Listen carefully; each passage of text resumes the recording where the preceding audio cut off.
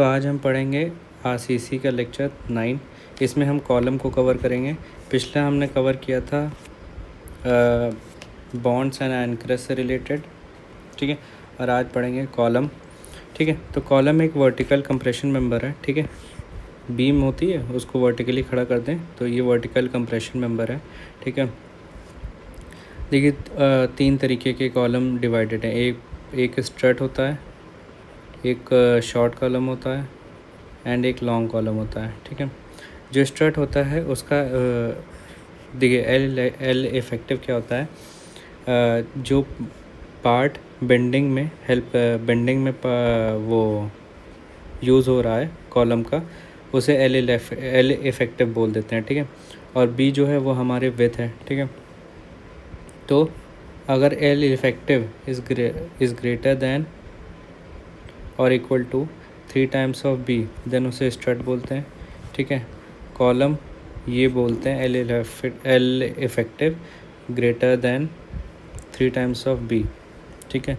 LLD क्या होता है, लीस्ट लेटरल डायमेंशन। देखिए कॉलम में जो विथ होती है वो जनरली कम होती है लेंथ से, तभी तो तो हमारा जो लीस्ट लेटरल डायमेंशन जो है वो विथ ही रहती है।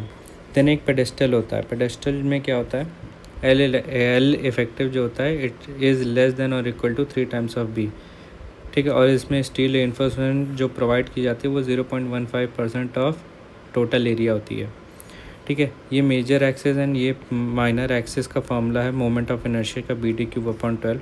देन स्लेंडरनेस रेशियो क्या होता है, slenderness ratio is the ratio of L effective upon least lateral dimension. ये फॉर्मूला याद रखिएगा, SSC जी 2024 में आया था, पहला ही क्वेश्चन था, तो याद रखिएगा। स्लेंडरनेस रेशियो का जो फॉर्मूला होता है L effective length upon least lateral dimension होता है। If only one length is given then ये फॉर्मूला होगा। देखिए अरे ये फॉर्मूला याद रखिए, यही सेम चीज़ लिखिए। Then slenderness ratio is a parameter that tells about resistance to rotation, ठीक है। तो स्लेंडरनेस रेशियो क्या रिप्रेजेंट करता है, it represent resistance to rotation. Slenderness ratio जो होता है वो इन्वर्सली प्रोपोर्शनल होता है slenderness ratio resistance of rotation के। जितना कम होगा स्लेंडरनेस रेशियो उतना ज़्यादा होगा रेजिस्टेंस टू रोटेशन। इसे आप ऐसे याद रख सकते हैं, जितना लंबा ये कॉलम होगा हमारा उतना ज़्यादा चांसेस हैं कि रोटेट हो सकता है, ठीक है। देन टेंशन मेंबर में जो स्लेंडरनेस रेशियो होता है इट इज़ 400 और कंप्रेशन मेंबर में 180 होता है, ये याद रखिएगा। वैसे तो एक टेबल होती है पूरी स्लेंडरनेस रेशियो की, तो उसे कवर करेंगे आरसीसी में, ठीक है। अच्छा आरसीसी तो पढ़े, स्टील में कवर करेंगे, आरसीसी में अभी लास्ट पोर्शन में या फिर एक्स्ट्रा पॉइंट्स में कवर करते हैं।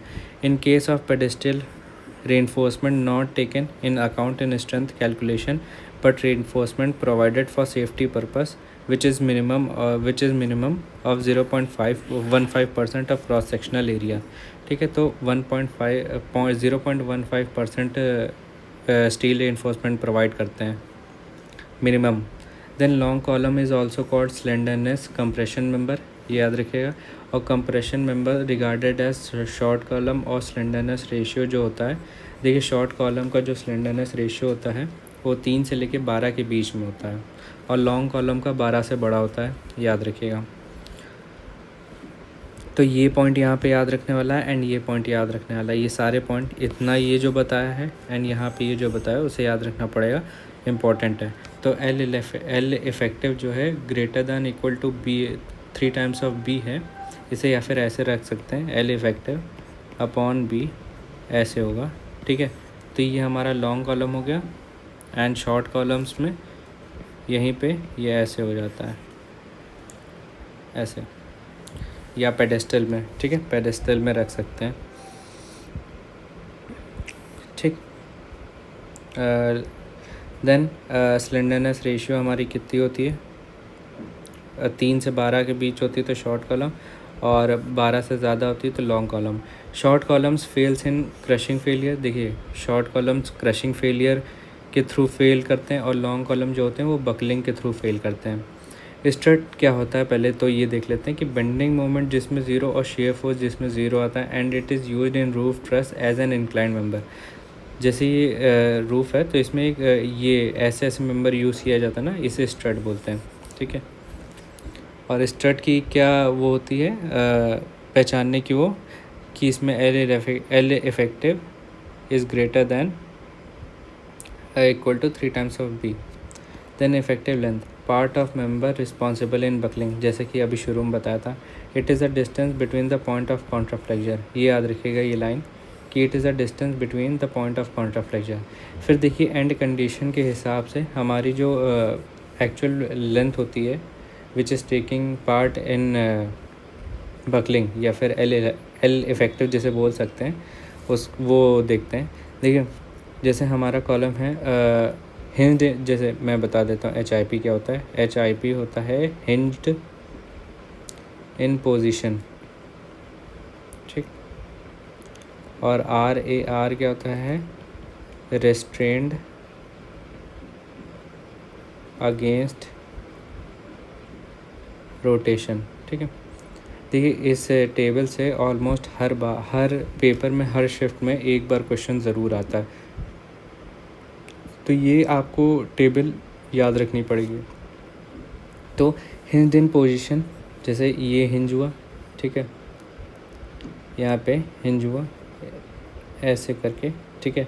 Hinge in position and restrained against rotation, तो अगर ये दोनों हैं एट द बोथ एंड्स जैसे, तो हमारा जो टोटल लेंथ है वो L, और जो एल इफेक्टिव है वो इतनी होगी, ठीक है। तो restrained against rotation and hinged in position है, तो थ्योरेटिकल वैल्यू जो है वो 0.50 होगी एंड एक्चुअल वैल्यू जो होगी वो 0.65 टाइम्स ऑफ L होगी। फिर hinged at both the ends, ठीक है, हिंज हुआ, ठीक है, and restrained against rotation at one and, यहाँ से एंड यहाँ से, ठीक है। Hinged in position at both ends and restrained against rotation at one and, तो थ्योरेटिकल वैल्यू जो है वो 0.70 L होगी और एक्चुअल वैल्यू जो होगी 0.80 होगी। फिर hinged on both the ends and restrained but not GNRAR क्या होगा, नॉट रिस्ट्रेंड अगेंस्ट रोटेशन, ठीक है। हिंज दोनों तरफ हुआ है, ठीक है, but not restrained at both the ends, तो इसमें क्या होगा, जो L इफेक्टिव है वो 1.1 टाइम्स ऑफ L होगी और जो एक्चुअल वैल्यू है वो भी 1 टाइम ऑफ L होगी। फिर hinge in position and restrained against rotation at one and, जैसे कि यहाँ है, and restrained against rotation at one end but not hinged in position, तो ये भी 1 होगी, बट एक्चुअल वैल्यू जो होगी वो 1.2 टाइम्स ऑफ L होगी, ठीक। Then hinged in position and restrained against rotation at one end but partially restrained against rotation but not hinged at other end, ठीक है। तो इसकी वैल्यू देखिए थ्योरेटिकल वैल्यू तो नहीं, बट एक्चुअल वैल्यू जो होती है वो 1.5 टाइम्स ऑफ L होती है। फिर hinged in position at one end but not restrained against rotation and at other end not hinged in position but restrained against rotation, ठीक है। इसमें क्या होगा, एक दूसरे का उल्टा है, जैसे यहाँ पे नॉट हिंज्ड है, यहाँ पे हिंज्ड है, यहाँ पे रिस्ट्रेंड है, यहाँ पे नॉट रिस्ट्रेंड है, तो ये 2 टाइम्स ऑफ L होगा एंड यहाँ पे भी एक्चुअल वैल्यू भी 2 टाइम्स ऑफ L होगी। एंड ये RRB JEE अभी जो 2024 में हुआ था उसमें आया था ये question. Then hinged in position and restrained against rotation at one end and other end is free, देखिए ये काफ़ी पूछा जाता है, ये काफ़ी ईजी भी रहता है याद रखने में। तो हिंज्ड और restrained against rotation at one and है जो कि यहाँ है, बट फ्री है एट द अदर एंड, ठीक है। जनरली इसे कैंटिलीवर कॉलम बोलते हैं, तो इसका भी actual value and theoretical value same है, 2 times of L। Then slenderness limits for columns, thus unsupported length between the end restraint shall not exceed 60 times the LLD, जो कि है least lateral dimension of column। देखिए unsupported length between जब unsupported length between end restraints, तो इसकी value क्या होगी, should not be greater than 60 times of least lateral dimension। और यहीं पे if any given plane one end of column is unrestrained, its unsupported length जो होती है वो 100 times of B² upon D से ज़्यादा नहीं होना चाहिए। तो इसे याद रखने का कैसे, ये रिस्ट्रेंड है और ये अनरिस्ट्रेंड है एट वन एंड। तो रिस्ट्रेंड में से should not be greater than 60 times of LLD, और जो अनरिस्ट्रेंड है एट वन एंड वो होगा 100b² देन मिनिमम एसेंट्रिसिटी, देखिए एसेंट्रिसिटी क्या होता है, जैसे ये हमारा कॉलम है, ठीक है, एंड ये उसकी एक्सेस है, यहाँ पे लोड लगेगा तो हमारी एसेंट्रिसिटी जो होती है वो ज़ीरो होती। बट लोड अगर यहाँ पे लग रहा है थोड़ा सा सेंटर से शिफ्ट होके, तो यहाँ पे eccentricity not equal to zero होती, तो एसेंट्रिसिटी इससे क्रिएट हो जाती है। तो मिनिमम एसेंट्रिसिटी जो निकालने का वो होता है तरीका, वो it should be less than 0.05 times of LLD।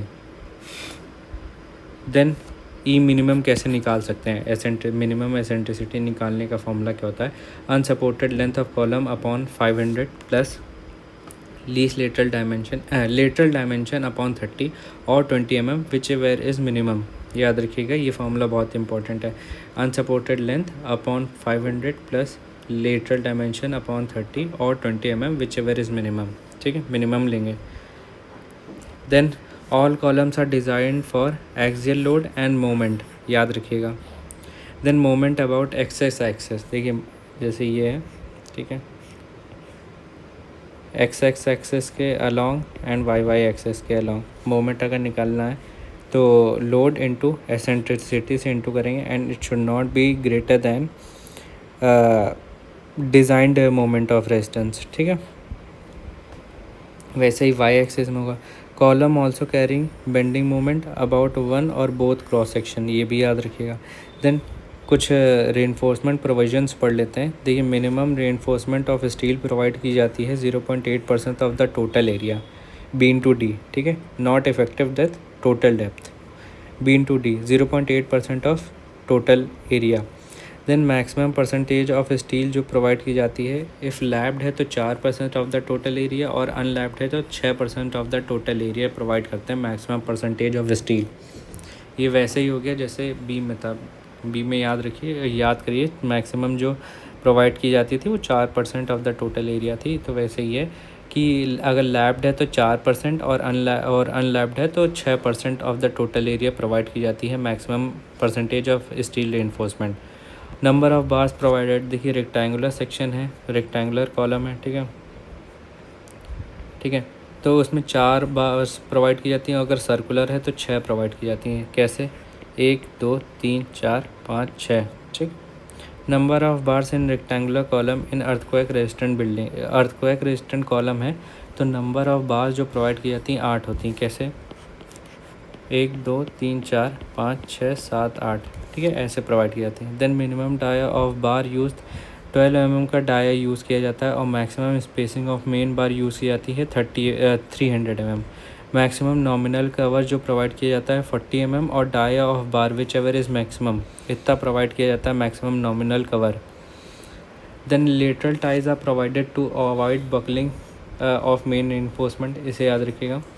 जैसे ये होती ना, जैसे ये हमारा कॉलम है, ठीक है, एंड ये हमारी उसमें बार है, तो ऐसे भी प्रोवाइड करना पड़ेगा ना हमें। तो जो ऐसे हॉरिजॉन्टली प्रोवाइड करते हैं, जो एक्सिस के अलॉन्ग प्रोवाइड की जाती है उसे कहते हैं लेटरल टाइज, तो ये प्रोवाइड की जाती हैं for prevention of buckling of main reinforcement. Then provisions related to lateral ties, lateral ties यही है जो प्रोवाइड की जाती हैं, ठीक है, 2 तरीके से प्रोवाइड की जाती हैं। एक तो अलॉन्ग हेलिकल रिंग्स के थ्रू, सेपरेट रिंग्स के थ्रू, ठीक है, और एक होता है हेलिकल रिंग्स के थ्रू, एक सीढ़ी जैसे बना ली जाती है, ठीक है, 2 तरीके से प्रोवाइड की जाती है, एक सेपरेट रिंग्स, एक हेलिकल रिंग्स। तो डाया ऑफ लेटरल टाइज कितनी होती है, देखिए सेपरेट रिंग्स हैं अगर तो 5/4 जो डाया ऑफ मेन इन्फोर्समेंट बार है अपॉन 4 और 6 mm whichever is maximum, ठीक है। और स्पेसिंग कितनी प्रोवाइड की जाती है, least lateral dimension 16 times of 5 और 300 mm whichever is minimum, ठीक है। और इसमें जो 16 टाइम्स ऑफ 5 है इसमें स्मॉलर डाया ऑफ बार लेते हैं।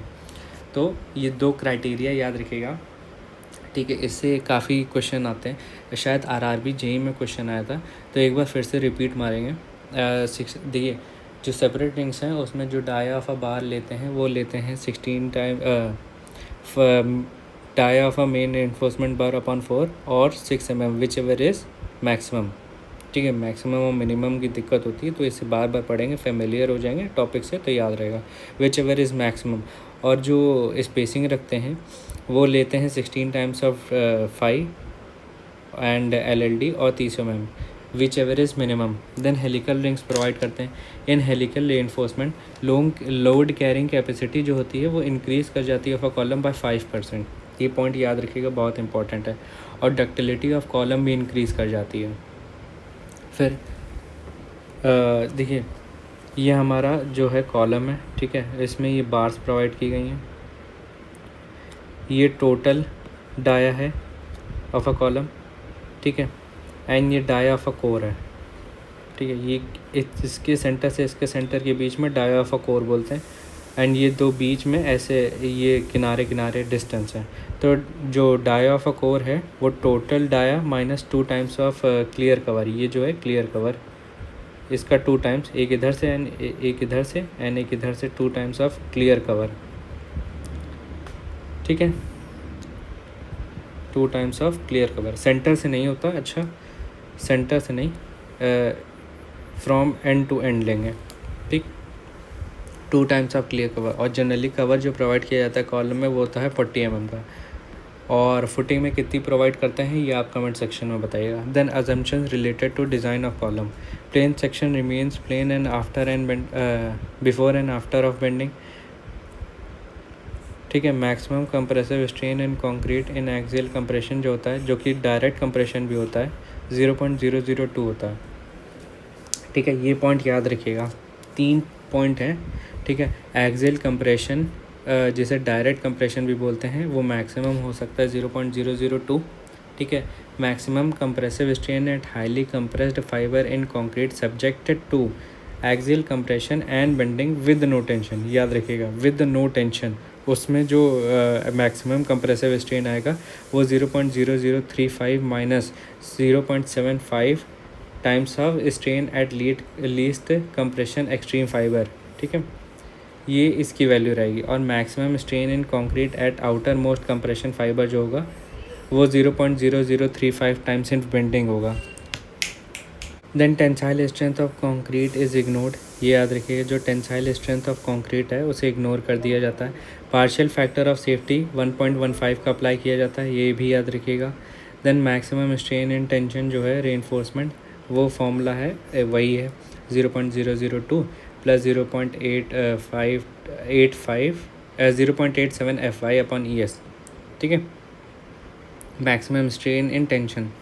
Then for bet and studs effective length जो होती है वो इंक्रीज़ कर दी जाती है बाय 10%, ये भी याद रखिएगा। फिर design strength of short column under axial load. देखिए इसमें ये सब ना याद रखिए, देखिए मैं बता देता हूँ कौन सा फॉर्मूला इंपॉर्टेंट है। देखिए ये फॉर्मूला इंपॉर्टेंट है, इसे याद रखिए।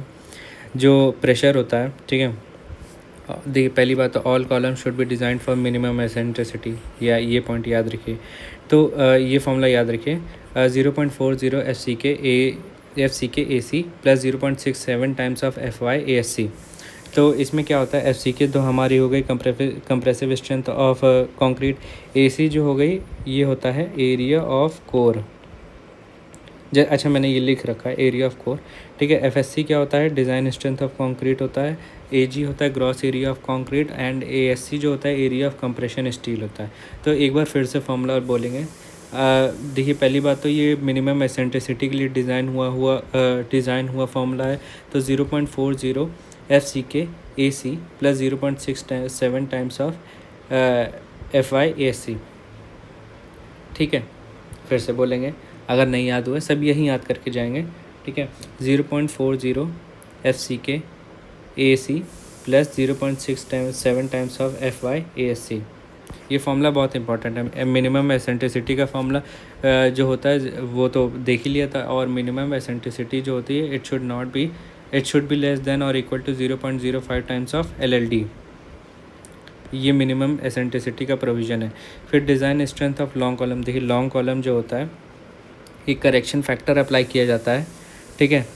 जो करेक्शन फैक्टर का फॉर्मूला है वो ये है 1.25 minus L effective upon 48 times of B, ठीक है, एक बार फिर से बोलेंगे 1.25 minus L effective upon 48 times of B, ये सिमेट्रिकल सेक्शन के लिए। और यहीं पे अगर अनसिमेट्रिकल सेक्शन है तो 1.25 minus L effective upon 160 of minimum radius of gyration. ठीक है, याद रखिएगा मिनिमम रेडियस ऑफ गायरेशन, और मिनिमम रेडियस ऑफ गायरेशन का फॉर्मूला होता है रूट आई अपॉन ए। आई जो है वो मोमेंट ऑफ इनर्शिया है। ठीक है, तो देखिए यूनिट क्या होती है इसकी मैं बता देता हूँ। जो एसेंट मोमेंट ऑफ इनर्शिया उसकी यूनिट है mm की पावर 4 एंड एरिया रख लेते हैं mm की पावर स्क्वायर एंड रूट लगाएंगे, यहाँ से आएगा mm का स्क्वायर का रूट mm। ठीक है, याद रखिएगा यूनिट। तो फॉर्मूला बताते हैं करेक्शन फैक्टर का 1.25 minus L effective upon 48 times of B. तो जब ये करेक्शन फैक्टर अप्लाई करेंगे, जैसे यहाँ पे अप्लाई किया, तो यहाँ पे जो फॉर्मूला बनेगा, हेलिकल रिंग्स प्रोवाइड की गई हैं जिससे स्ट्रेंथ 5% इंक्रीज़ कर जाएगी, जिसका यहाँ पे ये प्रोविज़न यूज़ किया है। तो 1.05 करेक्शन फैक्टर लगा है CR ब्रैकेट में 0.40 FCK AC plus 0.67 FY ASC हो गया। ठीक है, तो ये हमारा फॉर्मूला बन गया जिसमें करेक्शन फैक्टर भी है और हेलिकल रिंग्स का यूज़ भी है किया गया है। Then design of helical rings, देखिए designing of helical rings 0.36 times of FCK upon FI bracket में AG minus AC minus 1। It should be less than और equal to volume of helical rings upon volume of core. जो VH है वो volume of helical rings है, volume of helical rings, और VC जो है वो वॉल्यूम ऑफ कोर है। ठीक है, 0.36 times of FCK upon FI bracket में AG minus AC minus 1। It should be less than और equal to volume of helical rings upon volume of core. फिर AG जो है उसका फॉर्मूला है π/4 D स्क्वायर, और AC जो एरिया ऑफ कॉन्क्रीट है वो π/4, एरिया ऑफ कोर जो है वो π/4 DC का स्क्वायर है। फिर वॉल्यूम ऑफ हेलिकल रिंग्स कैसे निकलेगा, ये सारे फार्मूलाज इंपॉर्टेंट हैं। ठीक है, याद रखिएगा। तो π/4 डाया ऑफ हेलिकल रिंग्स का स्क्वायर इनटू 1000 अपॉन पिच। 1000 क्यों लिया है, क्योंकि 1 मीटर ऑफ लेंथ कॉलम हमने एज्यूम किया है। 1000 अपॉन पिच इनटू पाई DH, D है हमारा डाया ऑफ हेलिकल रिंग्स। ठीक है, फिर तो एक बार फिर से बोलेंगे, ये किसका फॉर्मूला है, वॉल्यूम ऑफ हेलिकल रिंग्स का, π/4 DH dia of helical rings का स्क्वायर। ठीक है, इनटू 1000 अपॉन pitch into pi dia of helical rings. Then number of turns, देखिए हेलिकल रिंग्स है तो नंबर ऑफ टर्न्स कितने होंगे, 1000 अपॉन पिच। ठीक है, देन लेंथ इन 1 टर्न कितना होगा, पाई DH का स्क्वायर। फिर पिच, देखिए पिच कितनी रखी जाती है, देखिए पिच रखने के लिए जो फॉर्मूला होता है इसे याद रखिएगा कि 3 times of dia of helical rings और 25 mm greater than equal to, जो पिच होगी यहाँ पे pitch which is greater than, मतलब इसके बीच रहनी चाहिए 75 mm और and dia of core upon 6, इसके बीच रहनी चाहिए। ज़्यादा नहीं पूछा जाता है बट पढ़ रहे हैं हम लोग तो हम लोग को पूरा पढ़ना ज़रूरी है।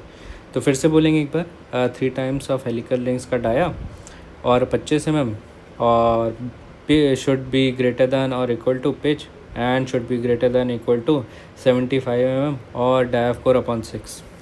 देन ये तो देख ही लिया था, देखिए ये हो गया हमारा लॉन्ग कॉलम, शॉर्ट कॉलम। ठीक है, लॉन्ग कॉलम 12 से बड़ा होता है, L effective upon LLD। Then minimum reinforcement in vertical RC wall जो होती है वो कितनी प्रोवाइड की जाती है, हैशटैग पॉइंट है, ये सारे हैशटैग पॉइंट ज़रूर याद रखिएगा। तो मिनिमम रीइंफोर्समेंट जो प्रोवाइड की जाती है इन वर्टिकल RC वॉल वो 0.12% होती है, और मिनिमम जो रीइंफोर्समेंट प्रोवाइड की जाती है इन हॉरिजॉन्टल RC वॉल वो होती है 0.20%। याद रखिएगा, बहुत इंपॉर्टेंट है, पूछा हुआ क्वेश्चन है, एसएससी जेई में आया है। तो वर्टिकली 0.12% और horizontally 0.20%। Then vertical RCC section shall not be spaced, vertical reinforcement shall not be spaced not further apart more than 3 times of wall thickness nor 450 mm for RC wall, ठीक है। and it is also valid for horizontal reinforcement। तो यहाँ पे ये नहीं होगा इतना, ठीक है। तो कितना, 3 times ऑफ थिकनेस और 450 mm वर्टिकल रेनफोर्समेंट की जो स्पेसिंग है उसके बारे में है। 3 times ऑफ थिकनेस और 300 mm 450 mm, वैसे 300 mm हो गया है अब, ठीक है। देन ये ट्रिक है याद रखने के लिए, क्योंकि इससे कन्फ्यूजन बहुत बच्चे कंफ्यूज होते हैं, ठीक है। एंड ये याद रखने के लिए मैक्सिमम स्ट्रेन है। देखिए एक्सियल है, बेंडिंग है और टेंशन भी है, तो 0.0035 है, ठीक है। एक्सियल है एंड बेंडिंग है, ठीक है। तो 0.0035 माइनस 0.75 एक्स वो ले लेते हैं एक्सट्रीम फाइबर में कंप्रेसिव स्ट्रेन। देन एक्सियल है बट यहाँ पे टेंशन नहीं है, याद रखिएगा, नो टेंशन, ठीक है। और सिर्फ एक्सियल है तो 0.002। स्ट्रट, ये तो हम लोग ने देख ही लिया था, स्ट्रक्चरल मेंबर होता है subjected to axial compression force and it can be horizontal, inclined और इवन वर्टिकल। ये पॉइंट याद रखिएगा, ठीक है। वर्टिकल देखिए ये प्रोविज़न और है, ठीक है। लॉन्ग कॉलम जो होता है जो स्लेंडरनेस रेशियो जो होती है उसकी 120 से बड़ी होती है और शॉर्ट कॉलम की 32 से कम होती है। ये याद रखिएगा, बहुत इम्पोर्टेंट है। या तो इससे याद रखिएगा, जो लेंथ होती है वो 30 टाइम्स ऑफ LLD होता है लॉन्ग कॉलम में, और यहीं पे शॉर्ट कॉलम में जो लेंथ होती है it is equal to 8 times of LLD। इसे ना याद रखिए, इसे ज़रूर याद रखिए। जो स्लेंडरनेस रेशियो है वो 120 से बड़ी होती है और वहीं पे 32 से कम होती है in short column. Effective length of column is length between the points of zero moment, इसे हम लोग ने देख ही लिया था। फिर ये एक क्वेश्चन है हैशटैग पॉइंट, जैसे आप लिख सकते हैं कि steel of yield strength 400 megapascal has used, ठीक है। Then maximum allowable tensile strength कितनी होगी ये बताइएगा। तो इसका ये जो फॉर्मूला है याद रखिए, यील्ड स्ट्रेंथ FI, ये मैक्सिमम टेंसाइल स्ट्रेंथ जो होती है उसका फॉर्मूला जो है वो होता है यील्ड स्ट्रेंथ अपॉन 1.67। याद रखिएगा, बहुत इंपॉर्टेंट है, SSC जेई में आया था। तो अगर मैक्सिमम टेंसाइल स्ट्रेंथ पूछा हो तो यील्ड स्ट्रेंथ अपॉन 1.67 से करेंगे तो हमारा आंसर आ जाएगा। तो ये आया है हमारा 240 MPa। देन स्लैब हम लोग कल पढ़ेंगे, आज के लिए इतना ही रखते हैं। लाइक शेयर और सब्सक्राइब कीजिएगा।